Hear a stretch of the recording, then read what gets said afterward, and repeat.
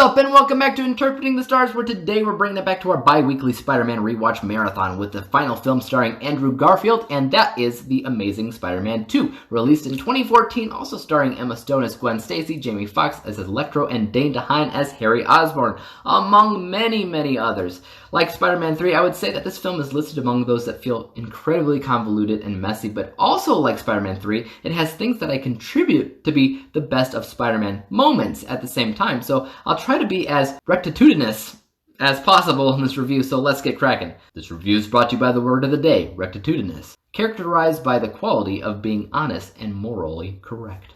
The Amazing Spider-Man 2 furthers the untold story of Spider-Man as Peter Parker has been struggling with grief over the fact that he is still dating Gwen Stacy against her father's dying wish not to. And from the shadows emerge old friends and new foes as Harry Osborn shows up with a mysterious new disease and Electro shows up to light the town up, so to speak. Now, this is quite the spectacle of a film. Like I mentioned before, it has things attached to it that I consider to be some of the best I've seen from Spider-Man, primarily in visuals and the costume.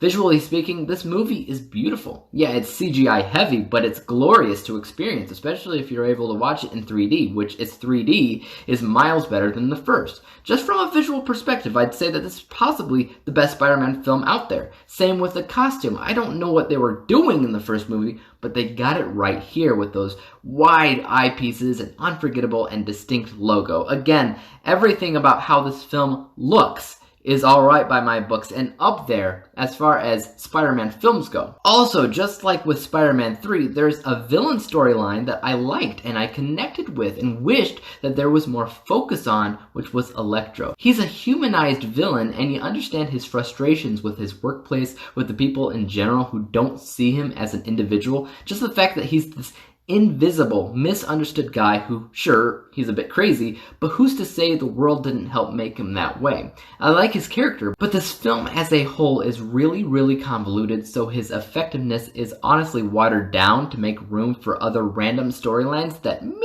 should have been included in their own movie. Like the stuff with Harry Osborn that mostly felt forced and out of nowhere. Are we really supposed to believe that Harry Osborn is a childhood friend of Peter's when they make no mention of him in the first film? Also, could they have introduced his character in this film and his origin story as a villain in a third? Absolutely, but for some odd reason, the people making this movie felt incredibly rushed into making this big, expansive universe right off the bat. So they had all these villains in one movie, and it just felt messy and undeserved. It's the pacing. Just like with Spider-Man 3, the pacing is what killed this franchise, in my opinion, which is a crying shame because there's so much potential in this film. It should have just been stretched out.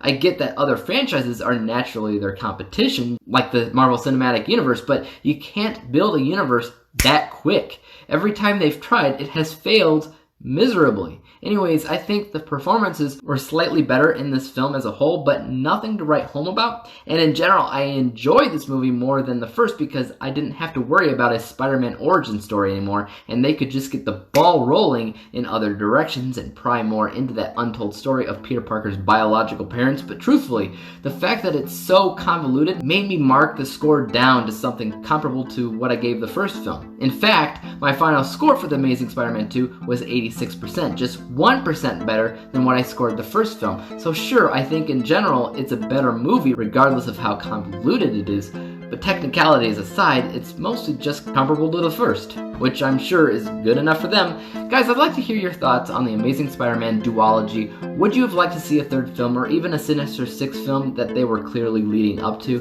Let me know below. As for YouTube, you know what to do. Hit the subscribe button if you like this review and would like to see some others like it. Hit the thumbs up button because that always helps out my channel. And don't forget about the little bell icon because that'll help notify you when I come out with my next review. And until then, peace out!